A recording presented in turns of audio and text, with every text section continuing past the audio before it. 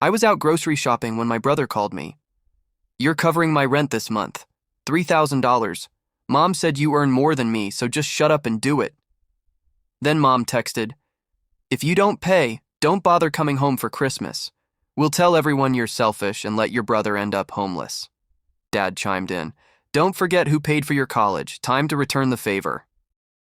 My brother followed up, I already told my landlord you'd send the money today. Don't make me look bad.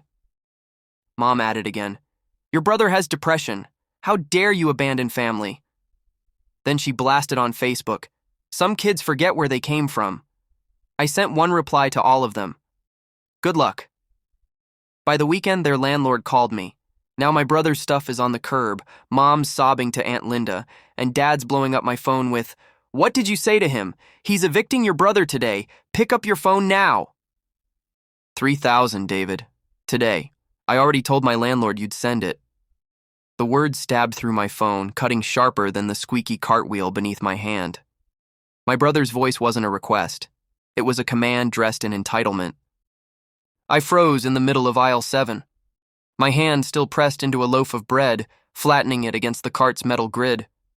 The overhead lights buzzed like mosquitoes, flickering in and out as if even the store wanted to look away from me. Don't make me look stupid, Ethan said, his tone smug and certain. Mom said you're doing it, Dad too. So just shut up and help. I swallowed hard. Around me, families shopped like nothing was wrong. A toddler whined for candy, a cashier called out, next, and yet my whole chest was collapsing around this voice that had owned me since childhood. Then, ping. A message. Mom. If you don't, you're not welcome for Christmas. We'll tell everyone you're selfish. Imagine the shame when people hear you let your brother go homeless. Another buzz. Dad. Remember who paid for your college? Time to pay it back. Another, Ethan again. You wouldn't dare let me end up on the street. Unless you're the reason I'm like this. Maybe I should tell them that. The phone felt hot in my hand. I wasn't their son. I wasn't their brother. I was their scapegoat, their excuse, their cash machine. And then the final strike. Mom, your brother has depression. How dare you abandon family? I thought it couldn't get worse, until a strange number lit up my screen. I answered, this is Mr. Garrison, the voice said flatly. Your brother's landlord. He told me you'd wire his rent today, just confirming. I gripped the phone so hard my knuckles went white. Aisle 7 blurred. This wasn't just manipulation. This was a setup. And I knew then, silence wouldn't save me anymore. My name is David Halden. I'm 26, oldest son. Oldest mistake. You wouldn't notice me in a crowd. That's how it's always been. At holidays, Ethan's voice fills the room.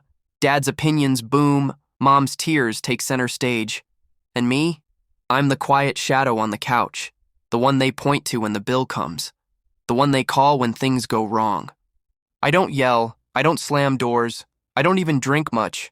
I learned early that in this family, mistakes stick to me like glue, even if they weren't mine. So I built silence around myself like armor. Not out of kindness, out of survival. But silence can rot. Silence can poison. And mine has been eating me alive for years. And here's what they don't know, what I've never told a soul. There's a truth buried under all their shouting, a truth only I carry.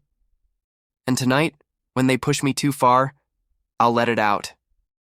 Family members introduced. Mom, Carla, 52. Soft voice when she wants pity, shrill when she wants control. She hides behind tissues, always the victim, always collapsing into someone's arms, except mine. Dad, Russell, 54, broad shoulders, but his pride's bigger than his paycheck. A man who mistakes volume for authority. He's the kind who reminds you of debts even when you've already repaid them twice over. Brother, Ethan, 24. The golden child, though the gold's long been tarnished. He failed out of one job after another, yet somehow he always lands on his feet, because someone else takes the fall. Usually me. You don't need a novel to understand them. Watch them for 5 minutes in a room and you'll know who they are. When I walked into the living room that night, Dad didn't even look up from his recliner before barking, "Stop pretending, David." You've got money. Your brother's sick. What's wrong with you? Mom sniffled beside him, clutching a damp tissue. You'll let him die on the street. Is that the son I raised? Ethan leaned against the counter, smirking like a king waiting for his servant to kneel. It's $3,000. That's nothing for you. My silence used to be their comfort. Tonight, it made them uneasy. 3,000, Ethan repeated, tapping the table with his knuckles. Not even a dent for you. Just do it. You act like I owe you, I said quietly, voice low enough that they had to lean in. You do owe us, Dad snapped instantly. Every roof over your head, every meal we paid for, every dime I poured into your college, you think that was free? I looked at him, at all of them, and felt the years pile up in my chest. I've seen this before, I whispered. This little performance, the guilt, the threats, the crying. Same play, different year. Only the price tag changes. Mom's eyes flicked nervously, like I'd opened a door she wanted shut. Ethan froze for half a second before recovering. Dad leaned forward too quickly, like he needed to smother something before it grew. And in that flicker of panic, I saw it. There was more here. More than money. They weren't just begging, they were hiding. You think this is about $3,000? I said louder this time, standing straighter. Ethan laughed too fast. What else would it be about? This isn't about money. I let each word hang. This is about what you all did to me. The room went silent. Even Mom's sobs cut off mid-breath. Ethan's smirk faltered. Dad leaned back slowly, his jaw tight. They weren't shocked because it was untrue. They were shocked because I dared to say it. You don't know what you're talking about, Russell said finally, his voice too sharp, too defensive. But I did, and they knew I did. And for the first time in years, they looked at me not as background noise, not as a bank account, but as a threat. It was the summer I turned 18. Ethan had been drinking at a party. He stole Dad's car, crashed it into a guardrail. I woke up to Dad shaking me by the shoulders, his face red with fury. Say it was you, David, he hissed. You're stronger. You can handle it better. Your brother can't. Ethan sat in the corner, head in his hands, muttering, I can't get arrested. I can't. Mom clutched my arm so hard her nails dug in. Please, baby. Do this for your brother. You're the responsible one. He's delicate. And so I did it. I walked into the living room when the cop arrived and said the words that branded me. It was me. My record carried the stain. My scholarships nearly vanished. My friends whispered. My teacher's eyes hardened. And Ethan? He got to cry, promise he'd do better, and walk away clean. No one ever thanked me. No one ever mentioned it again. But I never forgot. You think I don't know? I said now, voice steady, gaze locked on Ethan. About the car? About the lie? About how my whole life bent so his could stay straight? Ethan's smirk cracked into panic. That was years ago. Mom gasped, pressing her tissue to her mouth. David, stop! Dad slammed his fist on the table, rattling the glasses. You promised never to bring that up. The air thickened. My skin burned. Their reaction told me everything. It wasn't just a memory. It was a conspiracy. They had all known. They had all agreed to bury me alive so Ethan could wear a clean crown. And that's when I smiled. A slow, deliberate smile.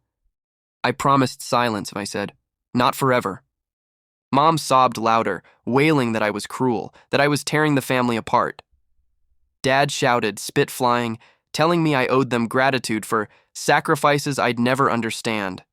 Ethan swore at me, called me a traitor, a snake, said I'd ruined his life. I sat back in my chair, calm in the chaos. For once, their storm wasn't drowning me. It was exposing them. I gave you all my silence, I said finally, voice level. Tonight, I give you the truth. The words hung in the air like smoke. No one knew what to do with them. And then, from the corner, a voice I hadn't expected. Aunt Linda, who had been quiet all night. David's right, she said softly. I knew. I saw what you did, and I've been tired of watching him suffer for your mistakes. The house erupted again, but this time the cracks were permanent. I didn't storm out. I didn't slam the door like they always did. I stood. I put on my coat. I picked up my keys. David, wait. Mom's voice broke, raw with panic. We can fix this. We're family. I paused at the threshold, turned once, and said the words I'd carried for years. You'll never see me the same again, and I don't need you to. Their faces blurred behind me as I stepped out. The night air hit my lungs like freedom. For the first time in my life, I wasn't the quiet son, the scapegoat, the fixer. I was just David, and it felt like I'd been released from a prison I hadn't realized I'd built. The days after were chaos.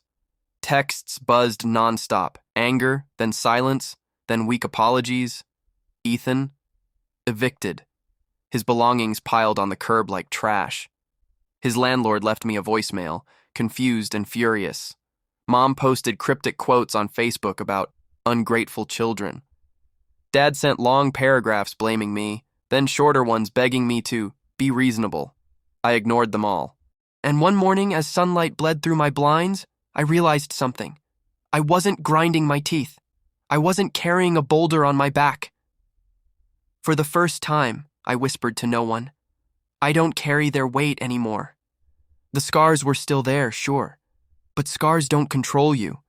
They just remind you of where you've been. And maybe healing wasn't about fixing my family. Maybe healing was walking away from the fire and letting them burn in their own smoke. If you were in my place, would you forgive, or would you walk away forever? Tell me in the comments. Your voice matters here. If David's story hit you, like this video to show support, comment your thoughts and share your own story. Subscribe for more raw human stories that remind us we're not alone.